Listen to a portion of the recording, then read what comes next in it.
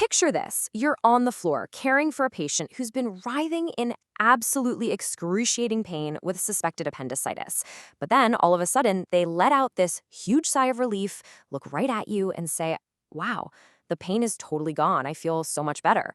So, what do you think? Is this some spontaneous miracle of healing, or is it a deadly medical trap just waiting to spring?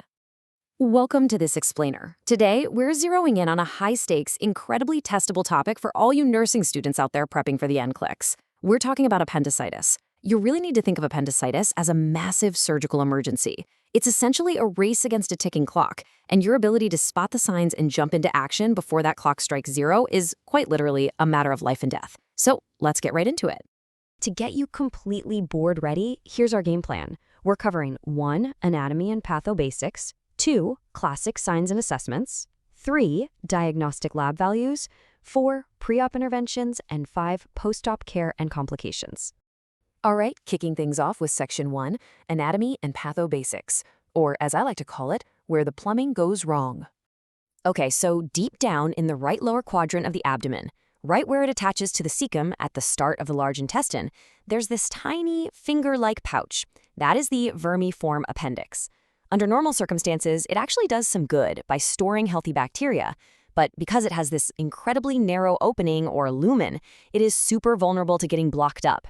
And that blockage, that's exactly what sets the stage for severe localized pain and, well, total disaster.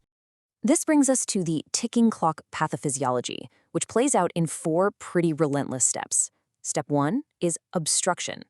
Usually this is caused by a fecalith, which is basically a hard piece of stool or sometimes swollen lymph tissue just plugging up the exit. Step 2 is increased pressure.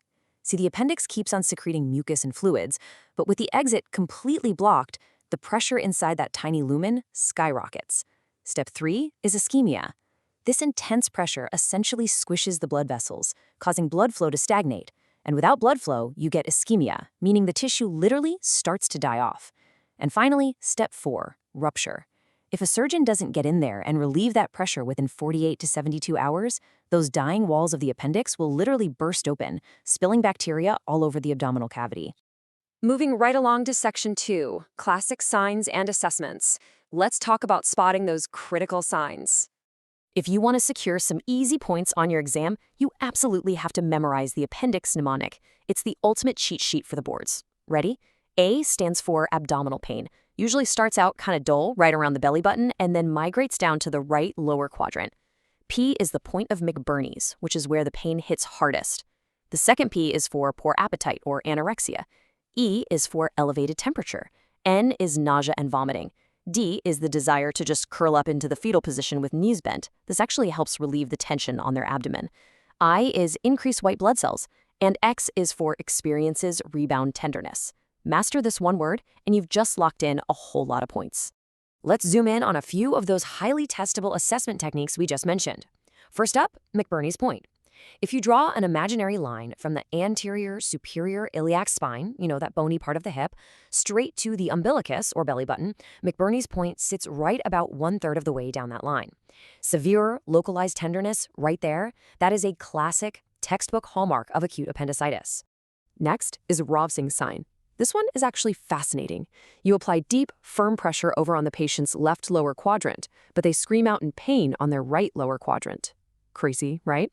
Well, it happens because you're displacing gas and irritating that already super inflamed peritoneum across the entire abdomen. Then we've got the psoas sign. For this, you have the patient lie flat on their back, and you passively extend their right leg, or you have them lift it while you push down to create resistance. That specific motion causes their psoas muscle to rub directly against the inflamed appendix, which triggers a really sharp pain. And lastly, the obturator sign. You bend the patient's right knee and hip and then internally rotate the leg. Doing this stretches the internal obturator muscle, which puts indirect pressure right on top of that swollen appendix, again bringing on intense right lower quadrant pain. Seriously, these 4 signs are absolute gold for your nursing assessments. Okay, so let's circle back to that question from our intro. Your patient's pain just suddenly vanishes. A miracle Definitely not. Sudden pain relief means a rupture has occurred. All that immense pressure building up inside the appendix, it just blew a hole straight through the tissue. The immediate stretch is gone, which is why the pain briefly stops. But don't let it fool you. Shortly after, as all those highly infected contents spill out into the belly, the patient is going to develop intense, life-threatening peritonitis. That false sense of security is a massive NCLEX trap. Watch out for it. Section 3. Key diagnostic lab values. This is where we get our objective confirmation. When you're looking at the objective data, you want to keep your eyes glued to the white blood cell count and the C-reactive protein, or CRP. Now, a normal WBC usually tops out around 10,500, but in appendicitis, it typically shoots up over 10,000, and you'll often see what we call a shift to the left. That just means there's a big increase in immature neutrophils that are being rushed out to fight an acute infection. Plus, CRP, which is a key marker of systemic inflammation, will be elevated above 10 milligrams per liter.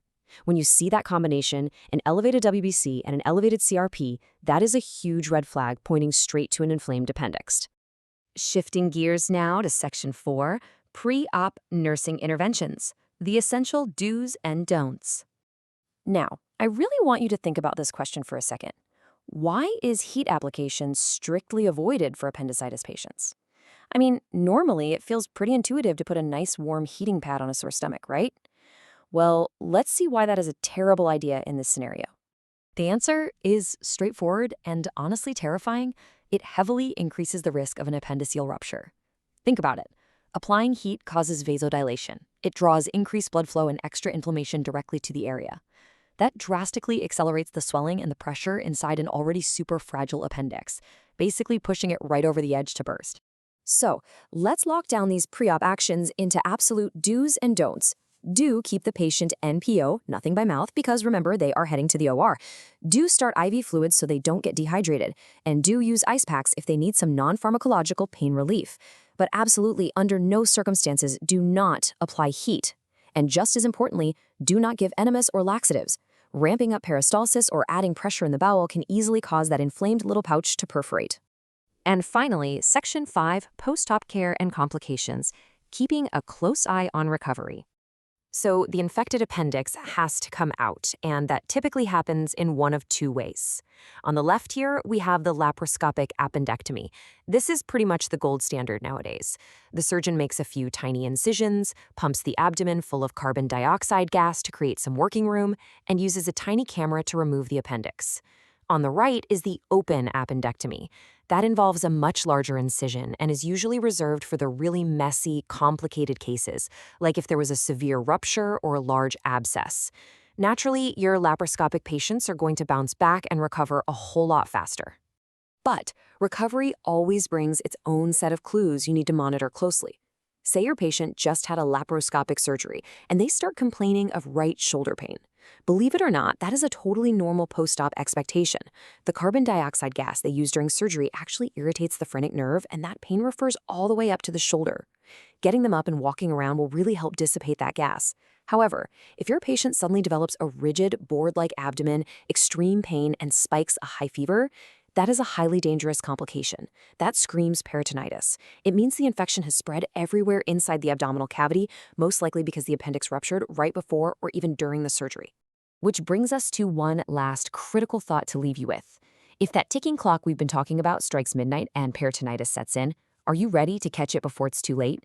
Your assessments, your deep understanding of these classic signs, and your rapid, decisive interventions are literally the ultimate safety net for these patients.